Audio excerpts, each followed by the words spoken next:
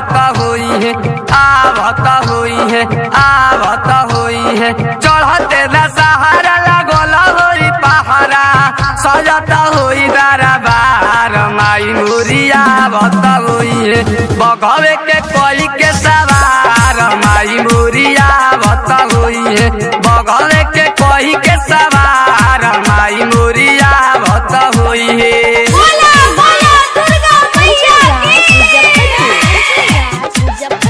खुशबू recording studio कहला बिशनपुरा बाजार।